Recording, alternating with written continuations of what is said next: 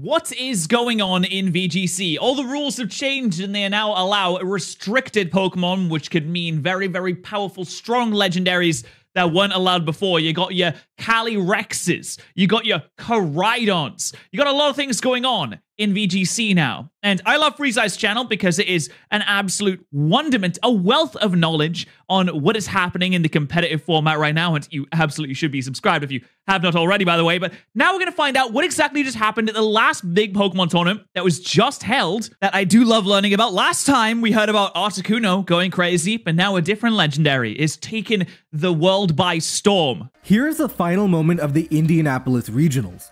Okay.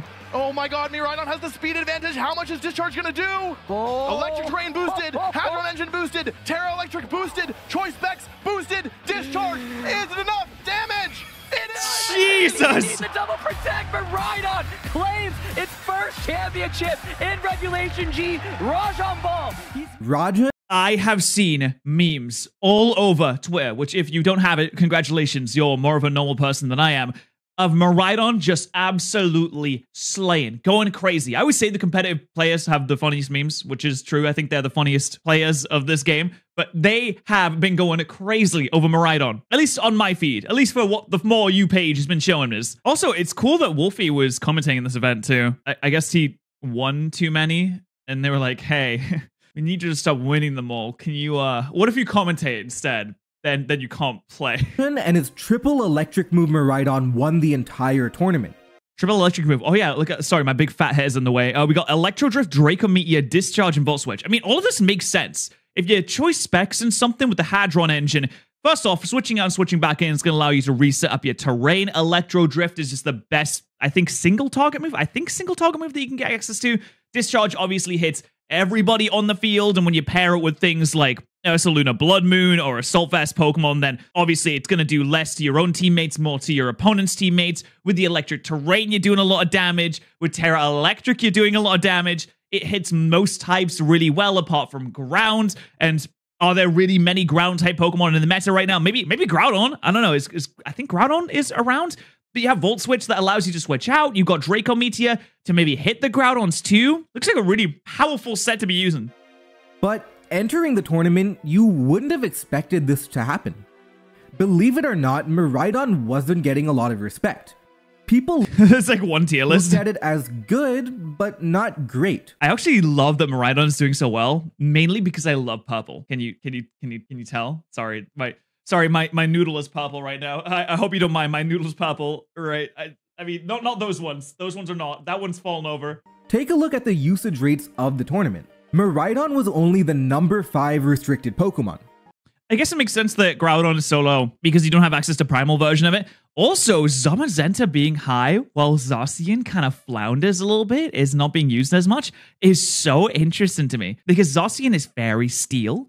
Zacian still gets Intrepid Sword, which boosts it once, but of course, after the nerf, it doesn't boost it as much as it used to back in the day because Zacian used to be ridiculously busted and overpowered, and then it got nerfed. And Zamazenta did catch a nerf in the Crossfire as well. What doesn't surprise me is Calyrex doing so well. I mean, Calyrex is just so good. Just so good. I actually am very surprised that Terrapagos is up there, though. I will admit. I did not expect Terrapagos to be so high in the usage. Entering the tournament, 91% of people would have rather used a different legendary. The current format started this month and is Regulation G, a format that allows you to bring one restricted legendary Pokemon per team. It's the first of its kind for Generation 9. This creates a very intriguing dilemma. Your restricted legendary is going to be by and far the best Pokemon on the field. As such, choosing the right legendary is incredibly important. Okay, we got caster predictions here. Everyone... Oh, actually, Wolfie did predict Miraidon. Wow. We got the other casters picking like Koraidon, Kyogre. Obviously, Kyogre is insane because you can slap a choice specs on that thing. You can make it rain. And I'm not talking about Golden Girl. Oh, the Golden Girl is there, so please don't be confused. Golden Girl is actually there. You can make it actual rain with water. And then when it's boosted up with that water spout at full health, oh, I mean, it's just ridiculous. It's so strong. Why was Miraidon so underestimated? Why did it end up so dominant?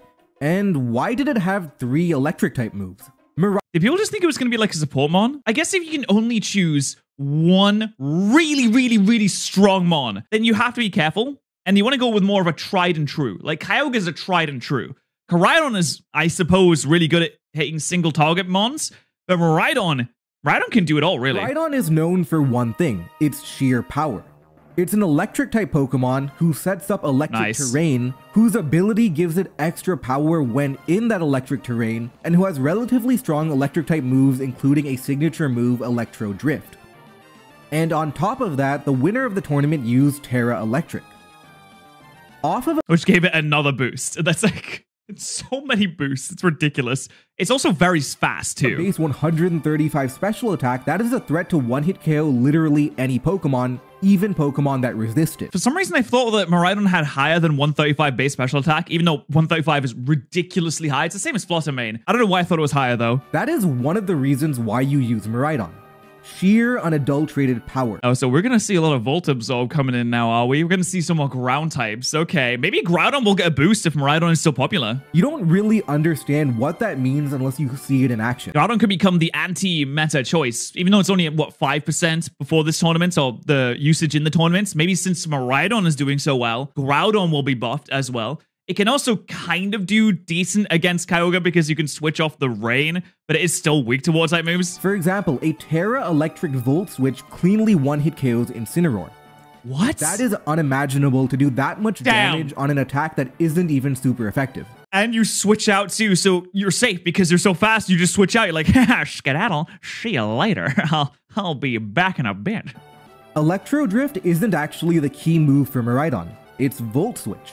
But I'm getting ahead of myself. The ceiling is very clear. If you can take advantage of Miraidon, you KO everything. However, as you may know, power isn't everything. Okay, the Rampardos theorem. Is that a full swipe gaming reference? It's why Miraidon was underestimated. First of all, there's the opportunity cost of not being Calric Shadow.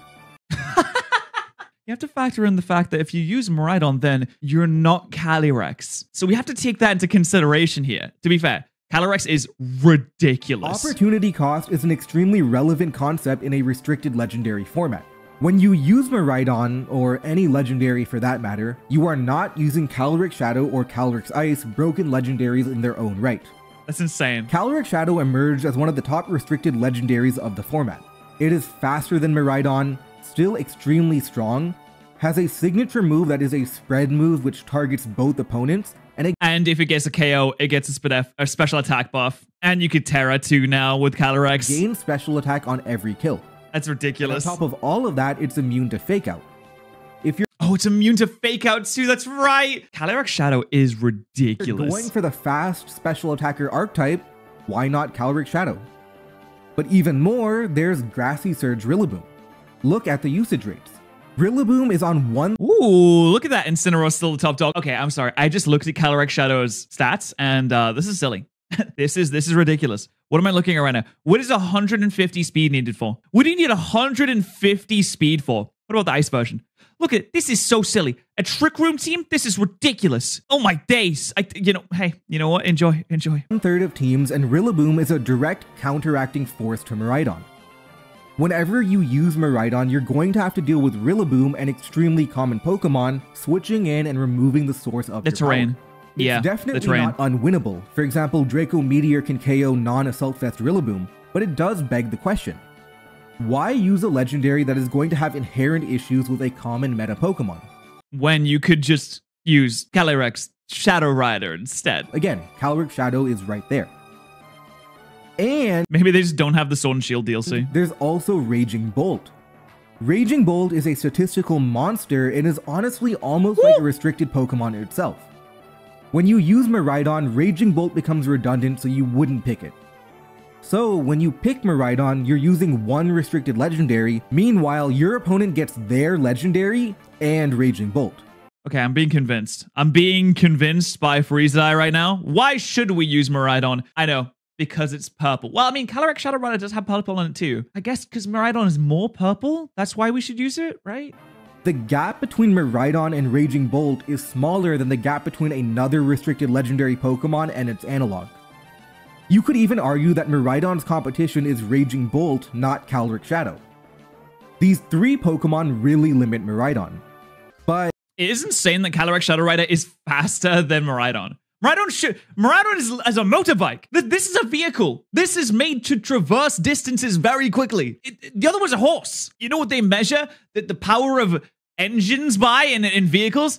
Horsepower. You could get so many Calyrex Shadow Riders in this Miraidon. It's like 80. I don't know. I don't actually own a car, so I don't know how much horsepower is good. This triple electric Miraidon did win the tournament, and here's how it did it. Electro Drift is your nuke button, and oh my god, that just one-shotted Latios. I know it's not Latios, so it's a little bit more frail, but man, that is a legendary resistance, and it just one-shotted it. It will one-hit KO anything, and Draco Meteor is there to hit the Pokemon you can't touch like Raging Bolt. But the deceptively key move is actually Volt Switch. Terra Electric Volt Switch KOs a surprising amount of Pokemon, and the real asset is that it allows you to switch around your Pokemon to escape danger. Ooh, that was some decent damage onto Amoonguss too. That wasn't actually that bad. Damage while switching is fundamentally broken, and Volt Switch is arguably Miraidon's best move. Ordinarily, there's a trade-off. Your switch move is weaker, and that's the cost you pay for gaining the benefit of switching. But Miraidon is so strong that its weaker move gets the knockout anyway. It isn't exposed to the vulnerability of staying on the battlefield. It kills something and you pivot to a better matchup. Oh, that's so good. You die. Well, you kill something, or you use Volt Switch to deal enough damage to get something in range of being killed, maybe die discharge next turn or something. You switch out, sacrifice something that's weaker that will then take the hit. Your Miraidon comes back in. Your Miraidon's still at full health because you didn't actually get hit, and then you get to attack again, maybe even tank a hit, attack again, and you're still boosted with the Electro Terrain. You still get the discharge and the para chance. You can still Electro Drift. You can even switch out again if you have another Pokemon in the back. There's a lot of options here. This is the aspect of Miraidon that was overlooked. If you looked at Miraidon from the point of view of, wow, strong Electro Drift, you would have been interested, and then you would have moved on because you realized it wasn't enough. And you'd be correct. Having one strong move isn't enough. But when you stick around to find the practical value of attacking and switching at the same time, you would have seen what makes— Ooh, that was some good damage. This Amoonguss was full health, and now it's down to, what, 35% maybe? That's a solid chunk. Miraidon so good. The Terra Electric Oko and Switch combo is tournament winning. It really comes in handy when fighting against Rillaboom, for example. It gives you ways to switch out and switch back in later to reset electric terrain. Then the final move is another high-value innovation, Discharge. Both opponents gain the potential para chance to slow Pokemon down and also make them maybe just not move entirely. Discharge is a move that you almost never see. The main problem is that it hits everyone on the field, including your partner Pokemon. Oh my god, there's no way that just one-shot Fluttermane. No, I thought Fluttermane had good special defense. Fluttermane's special defense. Oh, the Fluttermane has 135 special defense. I know its HP isn't that good, but that is still ridiculous that it just one-shotted with a spread move that gets weakened because it's a spread move. It's dealing damage to multiple Pokemon, so it spreads the damage out more. The fact that it's still one-shotted and also cleaned up the Amoonguss too at the same time is ridiculous. I mean, I know Terra Electric and Electro Drift and Stab Boosted and Choice Specs. I get it, but still, that's impressive. You can play around it with Ground-type partner Pokemon and Protect, but threatening to hit yourself is always awkward. But with Miraidon, what if that's actually okay? The upside is that you solve one of Miraidon's weaknesses that, unlike Calric Shadow, you can only target one Pokemon at a time. The downside is that you have to be extremely careful when you use a move that can hit your partner. That's a move that most people would overlook, but is actually deadly when played right. Early game you could spam Volt Switch, and in the late game you could clean up with Discharge. But again, you do have to make sure you're not KOing your own Pokemon when you do that. This is what made a lot of people underestimate Miraidon. They underestimated Volt Switch. And it just KO'd again. Terrapagos' stats are so good too. On paper, when you look at Miraidon, you see a Pokemon with fundamental flaws. But in practice, you can outposition your opponents and you can leverage huge damage outputs into threatening positions. What does your opponent— Oh, that was a non-electric terrain boosted Volt Switch into that Terrapago. What is this thing's name? Terrapagos' Pokemon as well. Do when you threaten to Oko Rillaboom with Draco Meteor and threaten to simply Volt Switch and come back later. It's tricky, and through those complications you create a lot of pressure. The second reason it performed well was because it was anti-meta. Calric Shadow is a truly dominant Pokemon, and every team is stacking multiple dark or normal type Pokemon just to have a chance. It is rightfully over-prepared for. In fact, this Miraidon team literally had 2 normal type Pokemon and an Assault Vest Incineroar.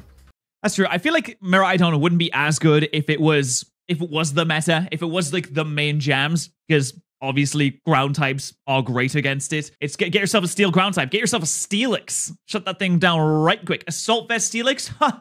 What's a Miraidon, am I right, fellas? Guys, NBs, ladies? On the other hand, no one is really stacking multiple ground types on their team. In fact, there's not many ground types to begin with. Iron Treads is bad, Landorus is out of favor, Groudon is out of favor, and the only real ground type is Ursaluna. Take a look at the top 8 of the tournament. There's only 2 people with a ground type Pokemon, and funnily enough, they're both Miraidon players. Oh, true, but if the tournaments were to... It's really funny that they're Miraidon players, but it makes sense because you want something that can tank that discharge too, right? If something were to change, then we could see some fundamental shifts here and what the team's looking like. I also like the idea of using Ditto and stealing someone else's restricted Pokemon, so you have 2. These metagame factors are relevant, and if Miraidon was more on the radar, we would have definitely seen more ground-type Pokemon being used. But Miraidon was anti-meta and took advantage of the trends. Looking at Rajan's team, you can see a lot of the thought that went into it. For example, Miraidon is paired with Tailwind, Focus Sash, Whimsicott. That's a pretty straightforward idea. You want Miraidon to outspeed everything and get one-hit kills, so you want Tailwind. But why did he pick Whimsicott instead of Prankster Tornadus, the more popular Tailwind Pokemon? Because of Discharge, right? Because you want to be able to resist Discharge at the very least? The reason is because Whimsicott has a much better matchup into Raging Bolt. Okay, I did not think about that. Also, Whimsicott... This is why I don't play competitive, guys. This is why I'm not a competitive. This is why I do silly Then We Fight videos on my channel where things don't really matter all that much and you don't have to think about it too much. ...has Prankster Encore, which can lock opponents into their moves. I also do not want anyone to think that I am somehow knowledgeable on VGC whatsoever. The people making these videos are the knowledgeable ones, much more so than I am. I am merely here to learn and spectate and provide my own thoughts and ideas that come from a stupid guy that doesn't know things and has few brain cells. That's really good versus Calm Mind Raging Bolt, for example. It's also valuable for maneuvering through Pokemon using Protect because you can perma-lock them into that move. Pokemon are going to be protecting a lot in front of a Miraidon. Then there's Electric Seed Farigiraf, which gains defense next to Miraidon. The key value addition of Farigiraf is that it stops priority moves like Fake Out. That is one of Miraidon's key vulnerabilities. And Helping Hand, oh no. Helping Hand boosted, Terra Electric boosted, Electric Terrain boosted, Stab boosted, and Choice Specs boosted. You get 5 boosts on this move? Unlike Calric Shadow, it doesn't have the Ghost type, which means it easily gets disrupted by Fake Out Incineroar. Not anymore. Farigiraf with Trick Room also turns the table on opposing Trick Room teams. Okay, I mean, this Rillaboom is dead, right? Even if it's full health, it has to be dead. Okay, it's at full health. Let's see. It has to be dead. Ice, one of the best. Oh, so dead. Look at him go. Best legendaries in the format. To boot, it even has Helping Hand to support even more Miraidon destruction. With Whimsicott for Tailwind and Farigiraf to fight Trick Room, you set the foundation for Miraidon to fight with the support of Speed Control. Then there's an Ogerpon Rock, one of the more uncommon Ogerpon forms. Yeah, Rock is interesting. Is it just for Calyrex? I mean, I know that it uses Follow Me, so it can direct moves away from Miraidon, which will help it, but... Usually teams prefer water or fire, but here it does a couple of things. One is that it prevents the team from falling into a little bit of a trap. Oftentimes, people get carried away and rely on their restricted legendary for all the power output, and when that happens, sometimes they have too many support Pokemon. Ogerpon gives a physically attacking presence to the team, and its rock typing helps offensively versus Calric's Ice and defensively versus Terrapagos, 2 of the top restricted Pokemon. Okay. But even though it's an offensive Pokemon, it can still support the team with Follow Me to redirect attacks off of Miraidon. There it is. Giving Ogerpon Follow Me is such an interesting thing that they did. Why did they do that? Last but not the least, it has the Sturdy ability, which is generally good, but it's a special help for Miraidon. When you operate with this Volt Switch spam attack, you do need Pokemon to come into the game after the Volt Switch and be exposed to potential damage. Its resource management and Focus Sash on Whimsicott and Sturdy on Ogerpon gives you additional switch-in ideas. Then there's an Ursaluna Blood Moon, a ground type for discharge spam, and a total nuke of a wall breaker to fill the role of the secondary attacker.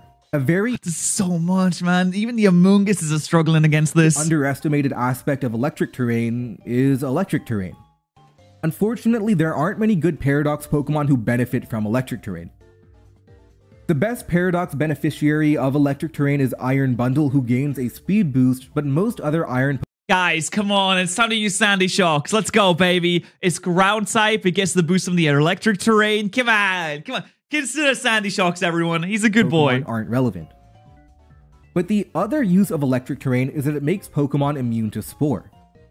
Electric terrain gives you the added benefit of shutting down a lot of what Amoonguss wants to do, which is invaluable. Notably, Farigiraf plus Ursaluna Blood Moon is a fantastic Trick Room core, but it struggles with Amoonguss who underspeeds both of them and can Spore.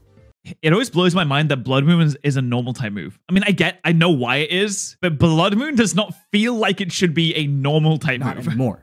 Miraidon gives you that team building freedom to build around cores that ordinarily would have struggled with Amoonguss.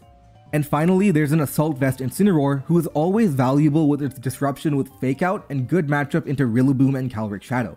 And finally, there's an Assault Vest Incineroar, because, well, of course there's Incineroar.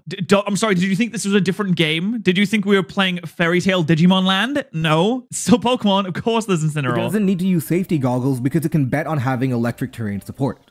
With Intimidate and AV, it too is an effective switch-in after a Volt Switch, as well as generally being the best non-restricted Pokemon in the format. You can see how the team synergizes to highlight Miraidon's strengths and fix its weaknesses. Yeah, Miraidon took that Glacial Lance really well, too. The metagame will continue to develop and people will respect Miraidon. Undoubtedly, people Ooh, living the double hit as will well. adapt. Which legendary do you think will And the be crit, the next to too. get the spotlight?